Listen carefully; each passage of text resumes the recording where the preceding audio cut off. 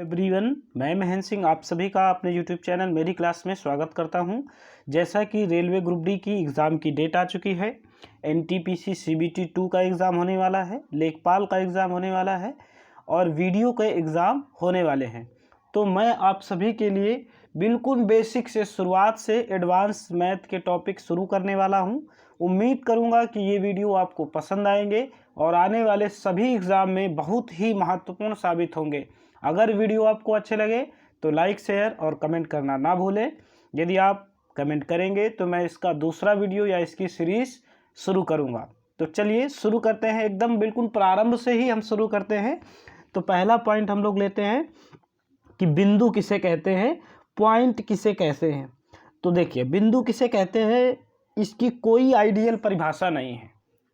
बिंदु किसे कहते हैं, इसकी कोई आइडियल परिभाषा नहीं है। आज तक इसको सही तरीके से परिभाषित नहीं किया जा सका है। पहली बात देखिए, बिंदु के लिए सर्किल होता है, छोटा बिंदु। जैसे जैसे आप बिंदु बनाते जाएंगे एक ऐसी स्थिति आएगी कि बिंदु नहीं दिखाई देंगे।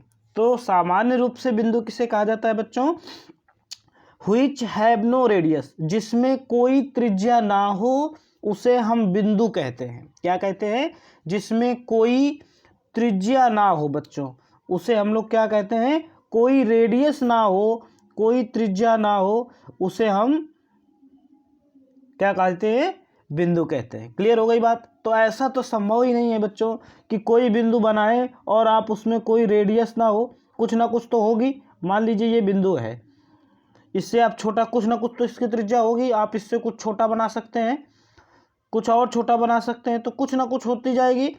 तो जितना आप बिंदु छोटा बनाते जाएंगे उतना ही अच्छा परिभाषा, उतनी ही आइडियल आपको जो है डिफिनीशन मिलती जाएगी। लेकिन इसको निश्चित रूप से परिभाषित नहीं किया जा सकता है। आप ये बता सकते हैं कि कोई पूछे बिंदु किसे कहते हैं, तो जिसमें त्रिज्या ना हो, जिसकी त्रिज्या ना हो, जो त्रिज्या न रखता हो उसे बिंदु कहते हैं। और ऐसा सर्किल जिसकी कोई ना कोई त्रिज्या हो, ऐसे बिंदु जिसकी कोई ना कोई त्रिज्या होती है, उसे हम लोग वृत्त कहते हैं। क्या कहते हैं बच्चों, उसे हम वृत्त कहते हैं। जिसकी कोई ना कोई त्रिज्या होती है उसे क्या कहते हैं, वृत्त कहते हैं। ठीक है, उसे क्या कहते हैं, उसे वृत्त कहते हैं। तो जितना बिंदु छोटा होता जाएगा उतनी ही आपको आदर्श उसकी परिभाषा मिलती जाएगी। क्लियर हो गया। तो हम ये कह सकते हैं कि ऐसा तो संभव ही नहीं है, कितना भी बिंदु बनाए आप, नैनो, माइक्रो, कुछ ना कुछ तो उसकी त्रिज्या प्राप्ति ही होगी। इसीलिए कहा जा सकता है कि बिंदु को परिभाषित नहीं किया जा सकता है। फिर भी कोई बिंदु पूछे किसे कहते हैं, तो जिसकी कोई रेडियस त्रिज्या नहीं होती है उसे हम बिंदु कहते हैं, और जिसकी कोई त्रिज्या होती है उसे हम वृत्त कहते हैं। ठीक है, वृत्त के केंद्र से भुजा तक या परिधि तक जो रेखा खींची जाती है उसको हम लोग क्या कहते हैं, इसी को हम लोग त्रिज्या कहते हैं। इसी को बच्चों क्या कहा जाता है, त्रिज्या या रेडियस कहा जाता है। ठीक है, तो जिस बिंदु में, जिस सर्किल में त्रिज्या नहीं होगी उसको क्या कहा जाएगा, बिंदु कहा जाएगा। क्लियर हो गई बात। उम्मीद करते हैं ये पॉइंट आपको समझ में आ गया होगा। ठीक है बच्चों, चलिए अगला जो है जिसको बात करते हैं हम लोग है वो है एंगल। अगला क्या है, एंगल है, कोण है। कोण की बात कर लेते हैं, कोण किसे कहते हैं। चलिए अगली बात जो है एंगल कहते हैं। कोण से पहले हम किरण की बात करेंगे। किसे कहते हैं, किरण की बात कर लेते हैं। रे किसे कहा जाता है बच्चों, कोई बता सकता है किरण किसे कहते हैं। चलिए किरण की बात करते हैं, रे की बात कर लेते हैं। रे क्या होता है, किसी बिंदु से, किसी भी बिंदु से एक ओर को खींची गई रेखा जो होती है, एक ओर को जाने वाली जो रेखा होती है किसी बिंदु से, उसे हम बच्चों किरण कहते हैं। ये दोनों ओर नहीं जा सकती है, बिंदुओं से एक ओर को जो मिलाई जाती है तो उसका एक निश्चित बिंदु होगा, और जो एक ओर को ही बढ़े उसे हम क्या कहेंगे, उसे हम किरण कहते हैं। जो सिर्फ एक ओर बढ़ती है बच्चों उसे क्या कहते हैं, किरण कहते हैं। और जो दोनों ओर बढ़े उसे हम रेखा कहते हैं। क्लियर हो गई बात। यही मेन फीचर है, छोटे छोटे बहुत सारे बिंदुओं को मिलाते हुए जो रेखा खींच दी जाती है उसे हम लोग क्या कहते हैं, किरण कहते हैं। लेकिन जो किरण होगी वो सिर्फ एक ओर बढ़ती है, जो रेखा होगी वो दोनों ओर बढ़ सकती है। क्लियर हो गई बात। किरण और रेखा में क्या अंतर है, किरण जो होगी वो सिर्फ एक ओर बढ़ती है एक पॉइंट से, एक निश्चित बिंदु से, जबकि रेखा दोनों ओर बढ़ सकती है या दोनों ओर बढ़ाई जा सकती है, उसे रेखा कहते हैं। क्लियर हो गया। चलिए अब हम लोग बच्चों कोण की बात करते हैं कि कोण किसे कहा जाएगा। कोण की बात करते हैं। एक बिंदु से कोण किसे कहा जाएगा बच्चों? किसी बिंदु से खींची गई दो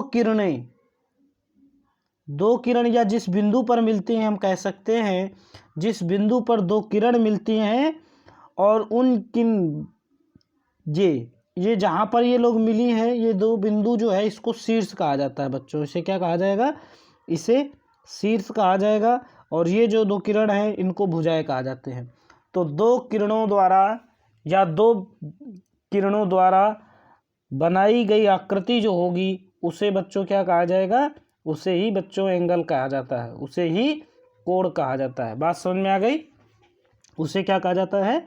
उसे एंगल कहा जाता है। मान लीजिए एक बिंदु ये था, दूसरा बिंदु ये हो गया, इनके जो मध्य बनने वाला ये जो आकृति है, झुकी हुई आकृति, इसी को क्या कहा जाता है बच्चों?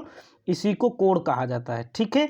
और ये जो बिंदु है जहाँ पर ये मिली हैं दोनों किरणें, इसको बच्चों शीर्ष कहा जाएगा। इसे क्या कहा जाएगा?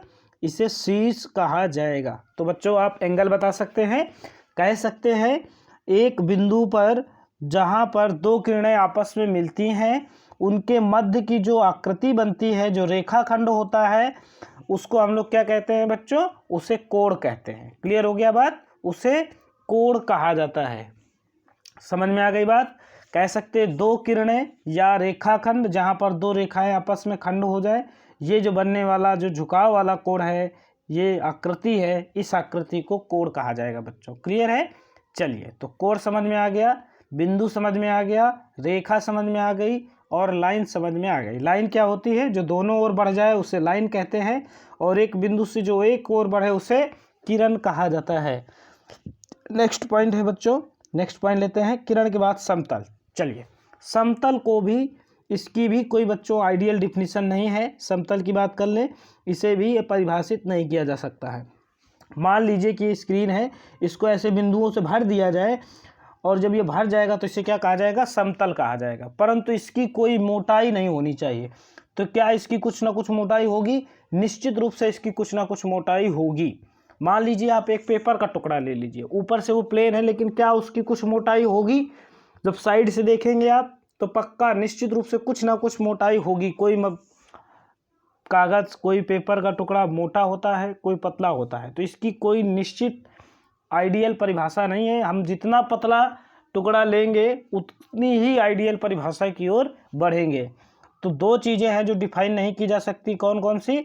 समतल और बिंदु आपको याद रखने हैं। इनको निश्चित रूप से डिफाइन नहीं किया जा सकता है, इनकी कोई आदर्श परिभाषा नहीं है, क्योंकि उसने कहा है जिसकी कोई मोटाई नहीं होती है। ऐसा स्थल जो होता है प्लेन होता है। जैसे ये भर दिया गया और ये जब पूरा भर जाएगा तो ये हिस्सा तो जो भर जाएगा ये तो हो गया प्लेन, लेकिन इसकी कोई मोटाई नहीं होनी चाहिए। साइड से तो कुछ ना कुछ तो मोटाई होगी ही, नैनो, मिनी, माइक्रो।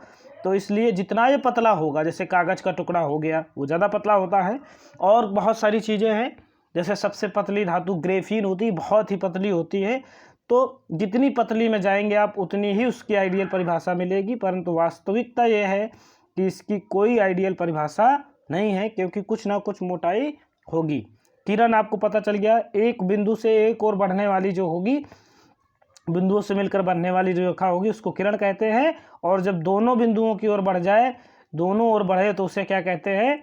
मतलब दोनों तरफ तीर का निशान बना हो तो आप समझ जाइए किरण है, और एक और तीर का निशान ऐसे बना हो तो आप दोनों तरफ जब बना होगा तीर का निशान तो समझ जाइए आप रेखा है, और जब एक और बना हो तो समझ जाइएगा बच्चों कि ये किरण है। ठीक है।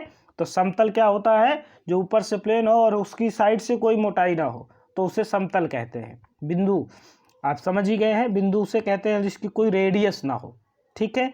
कोण समझ गए, जहाँ से दो बिंदुएं या रेखाखंड जो आकृति बनाती हैं, या जिस शीर्ष से दो किरणें होकर गुजरती हैं और उनके मध्य की जो आकृति होती है, जो झुकाव होता है, उसको हम लोग क्या कहते हैं बच्चों? कोण कहते हैं। ठीक है। लाइन आप समझ गए हैं, एक बिंदु से होकर जो खींची जाती है, किसी बिंदु से होकर जाने वाली जो रेखा होगी, दोनों ओर जो बढ़ जाए तो उसे हम लोग बच्चों क्या कहते हैं? लाइन कहते हैं। ठीक है। अब समांतर रेखा, पैरेलल लाइन, पी लाइन से मतलब है पैरेलल लाइन। पैरेलल लाइन क्या होती है? जब समान अंतर पर कोई रेखा गुजरती है तो उसे हम समानांतर कहते हैं। ये रेखाएं एक दूसरे की क्या होंगी, समांतर होंगी। हम ये कह सकते हैं ये रेखा ए है, ये बी है, तो कहा जाएगा ए पैरेलल बी। ये जो आप देख रहे हैं दो लाइन, ये समांतर रेखाओं का चिन्ह होता है बच्चों। क्या होता है, चिन्ह होते हैं। क्या समांतर रेखाएं कभी आपस में मिल सकती हैं, तो नहीं, समांतर रेखाएं कभी नहीं मिलती हैं। तो पूछा जाए समांतर रेखाएं कहाँ मिलेंगी, तो अनंत पर, क्योंकि जब इनके बीच की डिफरेंस हमेशा समान रहेगा तो ये रेखाएं कभी आपस में नहीं मिलेंगी। तो ठीक है बच्चों, समांतर रेखा या पैरेलल लाइन समझ गए आप, लाइन समझ गए, किरण समझ गए, बिंदु समझ गए और कोण समझ गए। चलिए नेक्स्ट पॉइंट लेते हैं। कहता है शीर्षाभिमुख कोण वर्टिकली अपोजिट एंगल्स क्या होते हैं। जब कोई लाइन, जब दो रेखाएं आपस में ट्रांजैक्ट कर जाए, एक दूसरे को काट दें यानी प्रतिच्छेदित कर दें, कुछ इस तरीके से हो जाए, तो इनके आमने सामने यानी इनके सम्मुख का जो कोण होगा वो क्या होगा, एक दूसरे के अपोजिट होगा। अर्थात ये जो कोण होगा वही कोण सामने वाला होगा, यानी इन्हीं दोनों कोणों को क्या कहा जाता है, शीर्षाभिमुख कोण या वर्टिकली अपोजिट एंगल इनको कहा जाता है।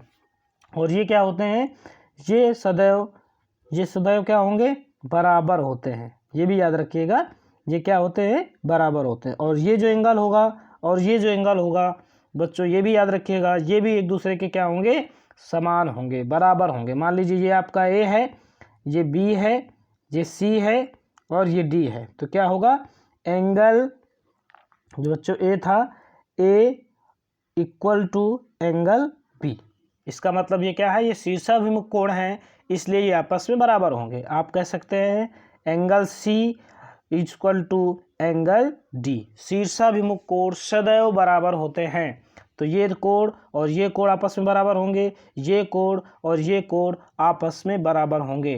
क्लियर है बात बच्चों, समझ में आ रही है, ठीक है, समझ में आ रही है। तो हम ये कह सकते हैं कि जब दो रेखाएं एक दूसरे को प्रतिच्छेद करें या कोई ट्रांजैक्ट कर दे लाइन बीच से एक लाइन को, तो उनके मध्य आमने सामने के जो कोण होंगे वो सदैव बराबर होंगे, और इन्हीं कोणों को हम लोग वर्टिकली अपोजिट एंगल या शीर्षाभिमुख कोण कहते हैं। ठीक है बच्चों, बहुत इंपॉर्टेंट है ये, इससे बहुत सारे क्वेश्चन बनते हैं। चलिए उम्मीद करते हैं आपको समझ में आया होगा। नेक्स्ट जो है आपका पॉइंट, संगत कोण, कोरिस्पॉन्डिंग एंगल क्या कहा गया है, कोरिस्पॉन्डिंग एंगल, संगत कोण।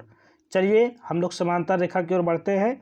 एकांतर कोण हो या फिर अपकांतर कोण हो, जैसे मान लीजिए ये आपकी रेखा दिख रही है आपको, ये क्या है, ये आपको एक रेखा है, तो इसके आमने सामने के जो कोण होंगे, एक लाइन है जो एक दूसरे को काट गई है, तो इसको हम क्या कहेंगे, इस लाइन पर बने हुए कोणों को हम लोग कहेंगे कि ये अब शीर्षाभिमुख कोण बन गया, क्योंकि एक दूसरे को लाइन प्रतिच्छेद कर रही है। और ये आमने सामने के कोण क्या होंगे बच्चों, बराबर होंगे। ये आमने सामने के कोण आपस में क्या होंगे, बराबर होंगे, और इसी को वर्टिकली अपोजिट एंगल कहा जाएगा बच्चों, शीर्षाभिमुख कोण कहा जाएगा। नेक्स्ट पॉइंट आप देख लीजिए, ये ठीक है, जब दो समांतर रेखाएं, ये दो समांतर रेखाएं हैं के बीच कोई एक रेखा खींच दी गई है, यहाँ से दो समांतर रेखाओं के मध्य कोई रेखा प्रतिच्छेद कर दे, देख रहे हैं, तो इसमें आप देखिए एक ये एंगल बन गया इधर, ये एक एंगल इधर बना, एक इधर, एक इधर, एक इधर बच्चों, एक इधर, एक बच्चों इधर और एक इधर। इस पर आप नंबरिंग कर दीजिए, 1 2 3 4 5 6 7 8। अब देखिए इसमें बात करते हैं कोरेस्पॉन्डिंग जो एंगल होता है, संगत कोण होता है, वो क्या होता है।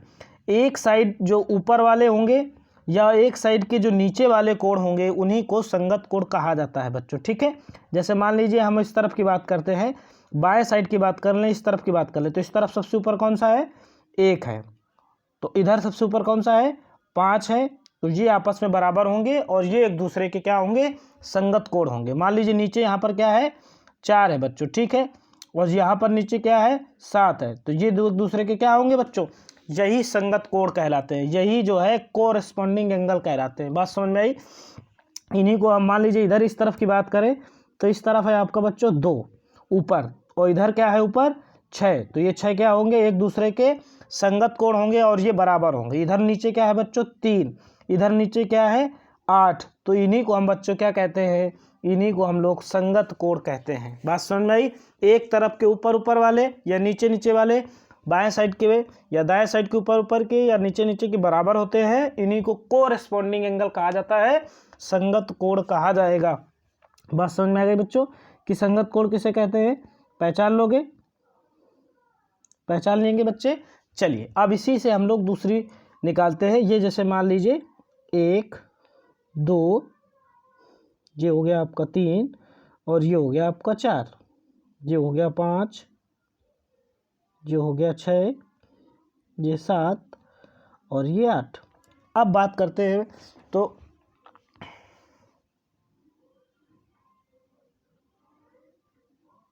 ठीक है।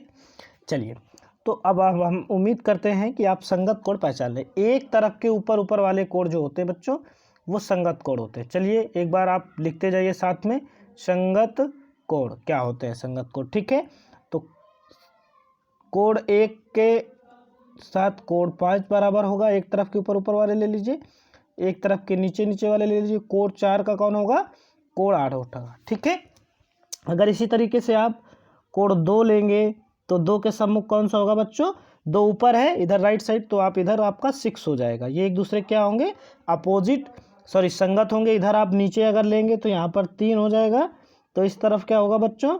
इस तरफ हो जाएगा आपका 3 नीचे है तो इधर आपका 7 हो जाएगा। तो एक दूसरे के या एक साइड के ऊपर ऊपर वाले या एक साइड के नीचे नीचे वाले जो कोण होते हैं उन्हें हम लोग संगत कोण कहते हैं। ठीक है, संगत कोण पहचान लेंगे। अब बात करते हैं अल्टरनेट एंगल की। अल्टरनेट एंगल क्या होते हैं बच्चों? पहले इसको बना लेते हैं हम लोग। जैसे मान लीजिए ये आपका 1 है, ये 2 है, ये 3 है और ये 4 है, ये 5 हो गया, ये 5 बना दीजिए सही से, ये 6, ये 7 और ये 8 हो गया। ठीक है, चलिए ये बच्चों 1 है, ये क्या है? 1। चलिए अब हम बात करते हैं एकांतर कोण को। एक जो छोड़कर कोण प्राप्त होता है उसे हम एकांतर कोण कहते हैं बच्चों। क्या कहते हैं? एक छोड़कर जो प्राप्त होता है हमें उसे एकांतर कोण कहते हैं। और सामान्यतः ये जेड बनाने से मिलता है। ये जो होंगे और ये जो कोण होंगे इन्हीं को हम लोग अल्टरनेटिव एंगल कहेंगे, और यही कोण जो होंगे एकांतर कोण होंगे।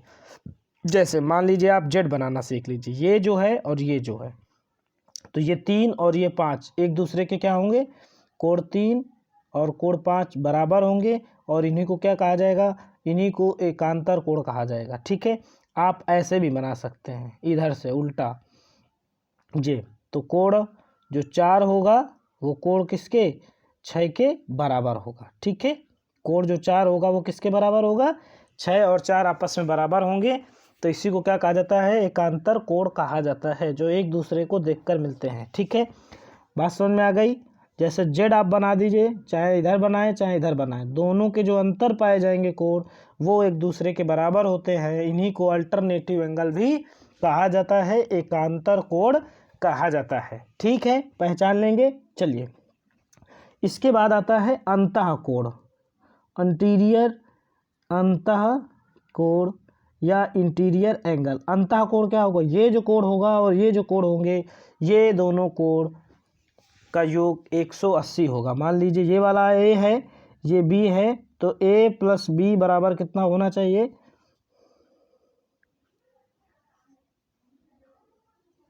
फिर से देख लीजिए बच्चों, जो ये कोण होगा ए प्लस बी, ये क्या होंगे? 180 डिग्री होंगे। इसी कोण को अंतः कोण कहा जाएगा। जो ये कोण होगा वो इस कोण के योग का 180 होना चाहिए। इसी कोण को हम लोग बच्चों क्या कहते हैं? इसी को हम लोग अंतः कोण कहते हैं। ठीक है, बात समझ में आ गई? चलिए फिर से एक बार देख लीजिए। मान लीजिए कि ये आपका दिया हुआ है, ये दिया हुआ है, ये अंतर, ये दिया हुआ है आपका 50, तो ये वाला कोण अपने आप कितना हो जाएगा? 130 हो जाएगा, क्योंकि इन दोनों कोणों का योग कितना होता है? 180 होता है।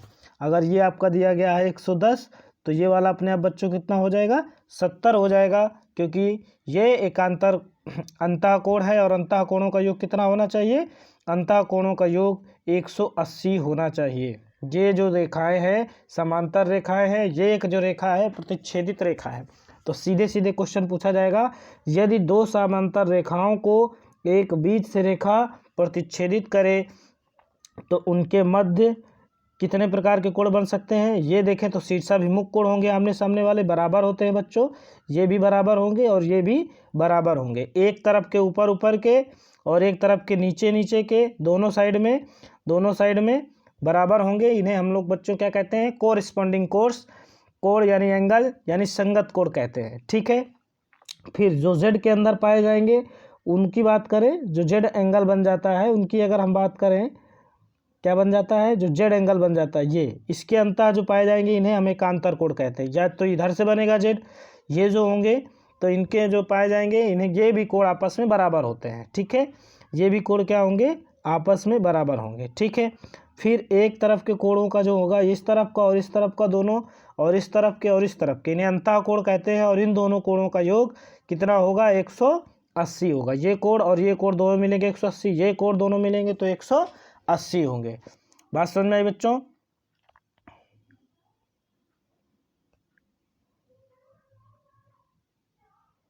देखिए, एक बिंदु से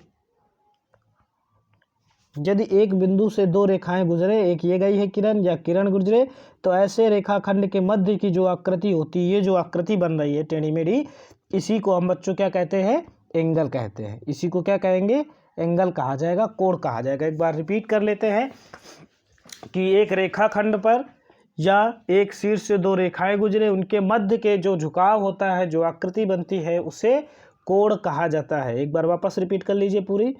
चलिए फिर से देख लेते हैं। बिंदु क्या होता है, एक ऐसा निश्चित बिंदु जिसकी कोई त्रिज्या ना हो, जिसकी कोई त्रिज्या ना हो उसे हम लोग क्या कहते हैं, उसे हम बच्चों, जिसमें कोई त्रिज्या ना हो, ऐसा संभव नहीं है, फिर भी बताने के लिए, जो कोई त्रिज्या ना रखता हो, कोई त्रिज्या नहीं हो, उसे हम लोग क्या कहते हैं, बिंदु। लेकिन इसको आइडियल परिभाषा नहीं है, याद रखिएगा, इसे परिभाषित नहीं किया जा सकता है। ठीक है, दूसरा है एंगल। दो रेखाखंड या दो रेखाएं,